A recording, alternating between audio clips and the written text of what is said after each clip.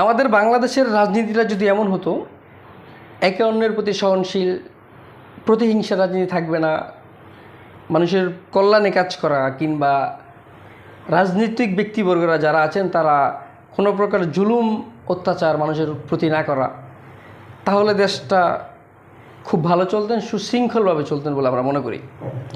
আমাদের দেশের রাজনীতির যে দুরবস্থা, যে আজকে একজন আইনমন্ত্রী যিনি আইনের সম্পর্কে ব্যাপক জানাশোনা, যিনি গত 10 দিন আগেও যার আইনমন্ত্রী ছিলেন, যিনি দাপটি আইনমন্ত্রী, আজ তার আদালত পাড়ায় একজন আইনজীবী তার পাশে দাঁড়ানোর মতো ছিল না। যিনি আইন সম্পর্কে খুব ভালো জানেন, আইনের একজন নেতা, আইন প্রণয়ন নেতা, এই ব্যক্তির পাশে আজ যখন তিনি আদালত পাড়ায় কাঠগড়ায় যখন দাঁড়িয়েছিলেন আসামির ভূমিকায়, তখন তার শুভাকাঙ্ক্ষী কিংবা আইনজীবী পাওয়া যায়নি। তিনি এবং সালমান এফ রহমান, যিনি খুব দাপটীয় নেতা, বাংলাদেশের একজন ব্যবসায়ী, ব্যাপক নামদামি ব্যবসায়ী, তার এমন দুরবস্থার দায়ী তারা নিজেরাই। কেননা রাজনীতিটা যদি প্রতিহিংসা না হতো, আজ তাদের পাশে দাঁড়ানোর মতো কেউ না কেউ থাকতো। এই যে অবস্থা আজ হলো, তিনি তোপের মুখে পড়লেন, তারা জনরোষে পড়লেন, জনগণের তোপের মুখে পড়লেন। এর জন্য নিজেরাই দায়ী। যদি তারা রাজনীতিটা সঠিকভাবে করতেন, প্রতিহিংসা না করতেন, মানুষের প্রতি অত্যাচার জুলুম না করতেন, তাহলে হয়তো আজ তাদের এমন দুরবস্থা হতো না।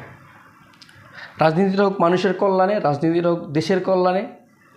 রাজনৈতিক ব্যক্তিবর্গরা যদি তাদের নিয়মতান্ত্রিক বা নৈতিকতা বলেন কিংবা যে তাদের যে গঠনতন্ত্র অনুযায়ী যে রাজনীতিটা করে, তাহলে তাদের প্রতি মানুষের মায়া জন্মাবে, মায়া থাকবে, ভালোবাসা থাকবে। তাদের প্রতি মানুষের মায়ার আগ্রহে মানুষ সেখানে তাদের পক্ষ নেবেন।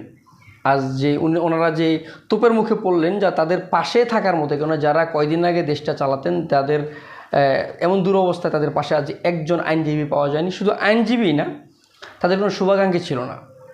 এটি খুব কষ্টের। আমার মনে হয় রাজনীতিতে তাদের সবচেয়ে কষ্টের বিষয় হচ্ছে এটি, বা তাদের লজ্জার বিষয় এটি। তারা এত বড় নেতা, তাদের এত ব্যাপক ক্ষমতা ছিল, অনেক ক্ষমতা ছিল যাদের, আজ তাদের পাশে কেউ নেই। তাদের এই এমন অবস্থার জন্য তারা নিজেরাই দায়ী। তারা যদি রাজনীতির মতো করতো, রাজনীতিরা যদি করতো মানুষের কল্যাণে, জনগণের কল্যাণে, তাহলে আজ এমন অবস্থা হতো না।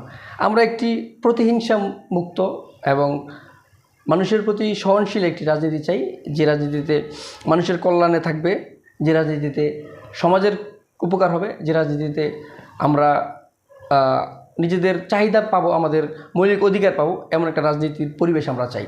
আমরা আশাবাদী যে বাংলাদেশের সামনের দিনগুলোতে সুশৃঙ্খলভাবে রাজনীতি হবে। রাজনীতি ছাড়া দেশ চলে না। আমাদের দেশের রাজনীতির দ্বারাই আমরা চলি।